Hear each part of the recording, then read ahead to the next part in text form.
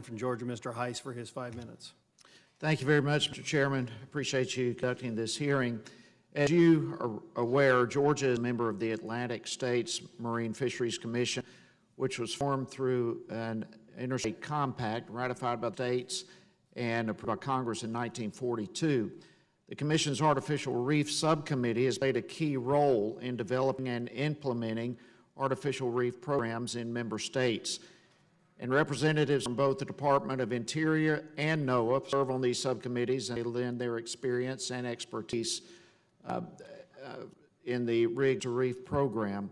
And states from both Atlantic States Marine Fisheries Commission and the Gulf States Commission also play a very central role in implementing the federal program. And so I just believe that this is an excellent example of federalism, and I appreciate having this the discussion day, the hearing today. I want to begin, Mr. Stein, with you. Just overall, how successful, in your opinion, is the platform jackets and so forth in marine habitats?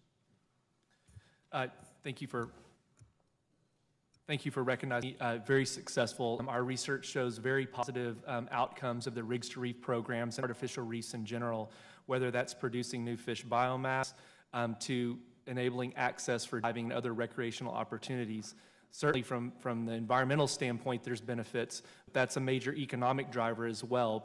Your region as well as the Gulf region, folks are spending a lot of money to do these kind of activities. Okay, I want to come back to that then here in just a few moments.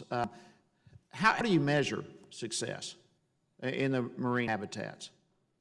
Well, we have a variety of sampling programs where we go out and assess these and other artificial structures. We've had some real advantages with the artificial reef programs to do science beforehand, before they're there, and essentially we find, barren, very desolate bottoms in terms of marine life. The structures go in, and then we come back and can assess them after the fact. And we see it's really a night and day difference. And so we have a variety of remotely operated vehicles, scuba diving, actually sampling the fish. We also look at performance measures in terms of reproduction, growth, and all the things ecologically that these structures contribute. And all of our indications in our science comes back that these structures really benefit the marine environment. So you look at a variety of different species? Yes, sir. All right, how's the red snapper? Red snapper are particularly common across these structures. And many of the underlying drive factors of putting these in is to enhance and provide access for red snapper anglers. They're particularly use these structures. So it's a healthy red snapper population in the Gulf? Very healthy. Very healthy. Can you describe, let's go back to what you mentioned a while ago from an economic perspective, just how powerful is the economic impact of the Rigs to Reef program? Well, I'm certainly not an economist, but I can tell you in the local community in Port Aransas, where I'm from in Texas, fishing access, most of the fishing activity in the Gulf takes place on these Rigs to Reef structures and artificial reefs. Tourists and locals spend a lot of money on boats, hotels, and the like, coming there to fish and have easy access, and of course, they want to have high catch per unit efforts when they show up, and that's what these structures provide. So the structures would say benefit both commercial and tourism alike. Yes, I'm sorry I didn't touch on the commercial side, but the commercial fishery for red snapper and other reef fish, these structures are heavily targeted by the commercial fishery as well.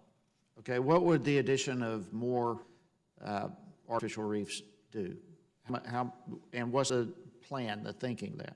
Well, in my opinion, we're, at least in our region in the Gulf of Mexico, we're limited in structured habitat. It's a mud feature bottom for the most part that lacks much in coverage of natural structure. These provide additional areas for fish to colonize and use, and thus increasing the biomass of those fishery populations. Okay, very good. I appreciate it, Mr. Chairman. Now yield back.